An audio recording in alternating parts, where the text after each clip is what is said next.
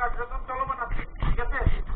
গতকালকে রাত্রে ওনার যে যমুনা ফিউচার পার্কের ওখানে যে বাসা, সেই বাসার লোকেশন থেকে সন্ধ্যাবেলায় বের হন, 3-4টা লাগেজ নিয়ে বের হয়ে উনি কোথায় যান এটা বলতে পারেন না, সিএনজি নিয়ে গেছে, ওনার ড্রাইভারও বলতে পারে না, ওনার নিজের গাড়ি নিয়ে যায় নাই। এখন আপনাদের যে বাকি বকেয়া আছে 3 মাসের বাকি বা 2 মাসের যে বাকি বকেয়া বেতন আছে, সেটার ব্যাপারে আপনাদের মালিককে না পাইলে এবং আপনাদের এমডি যারা আছে, ম্যানেজিং ডিরেক্টর বা আপনাদের যারা মানে অফিসিয়াল যারা আছে, তারা সবারই মোবাইল নাম্বার বন্ধ এবং তাদের কোনো লোকেশন এখন পর্যন্ত পাই নাই, তাদের সাথে যোগাযোগও করতে পারি। কিন্তু আমরা কন্টিনিউয়াসলি চেষ্টা করছি তাদের সাথে যোগাযোগ করতে পারলে কোনো একজনকে পাইলে অবশ্যই এটা সমাধান করা হবে। বুঝতে গেছেন? বুঝতে পারছেন? ঠিক আছে। আর মালিকের লোকেশন ওনার বাড়ি পাবনায়।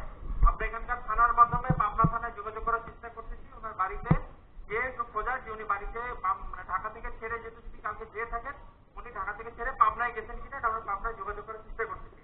কারণ মালিককে না পাইলে আমরা তো আপনাদের বাকি বকেয়া বেতন দিতে পারবো না। এটা বাকি বেতন দেওয়ার একমাত্র ভাগিদার মালিক নিজে দিতে পারবে, মালিক দিতে পারবে অথবা আপনাদের যারা এমডি আছে তারা দিতে পারবে। কিন্তু কাউকে এখন খুঁজে পাওয়া যাচ্ছে না, কারোর সাথেই ফোনে যোগাযোগ করে পাওয়া যায় নাই। আমরা বিভিন্নভাবে সেনাবাহিনী এবং ইন্ডাস্ট্রিয়াল পুলিশ সবাই আমরা ইনভলভ আছি, আমরা সবাই চেষ্টা করছি এটা সমাধান করার।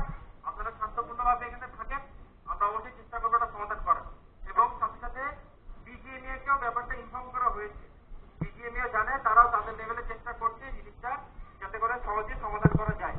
আমরা অবগত আছি যে আপনারা 2 মাসের বেতন, যে বকেয়া বেতন আছে এটা আপনারা পান নাই, সেই জিনিসটা আমরা দেখছি, আমরা সবাই জানি এবং সেটা কার্যক্রম গ্রহণ করছি।